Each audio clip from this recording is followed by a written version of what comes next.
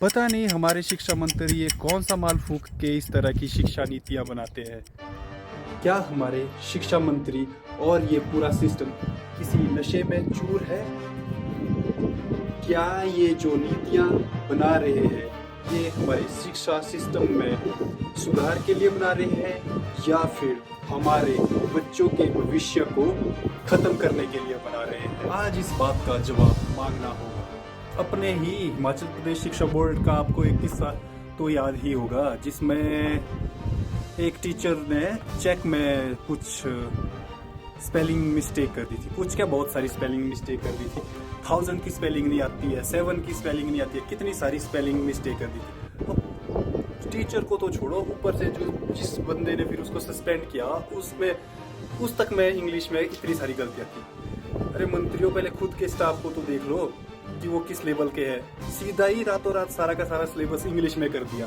अब बच्चों क्या पढ़ेंगे?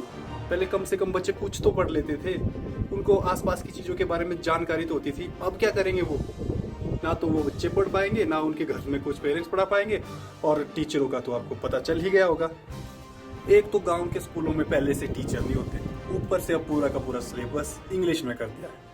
पूरा सिलेबस इंग्लिश में करने से ये फायदा तो हो गया कि अब घर में बेचारी मदर और फादर वो तो पढ़ा नहीं पा रहे हैं, और ऊपर से स्टाफ का तो क्या ही कहना, वो तो आपको पता है। हमारे गांव के बच्चे जो स्कूल से होमवर्क दिया होता था, घर में बैठ के मम्मी पापा के साथ बैठ के या फिर अपने भाई बहनों से पूछ के होमवर्क को कर लेते थे।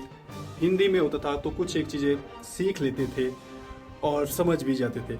और आज सिस्टम के आकाओं को खुद तो अकल है नहीं, वो क्या हमारे बच्चों को खाक पढ़ाएंगे? यह कोई संजोग नहीं है, बल्कि यह एक प्रयोग है। हमारे गांव के बच्चों को जानबूझकर अनपढ़ और गंवार बनाए जाने की साजिश है, ताकि भविष्य में ये हमारे बच्चे कभी भी किसी बड़े पद पे ना पहुंच पाए। जब नींव ही कमजोर होगी तो इमारत कैसे बन पाएगी? इससे पहले कि आपके और हमारे बच्चे ये डिग्रियां लेके सिर्फ मजदूरी करने के लायक बचे, इससे पहले ही सिस्टम के खिलाफ आवाज़ उठाओ और इस प्रकार की नीतियों को बनाने वालों को समझाओ कि सिर्फ नीतियां बनाने से कुछ नहीं होता, ग्राउंड में भी कुछ होना चाहिए। मैं तो कहता हूँ, जागो, अभी भी समय है। अपने बच्चे के भविष्य के लिए लड़ो।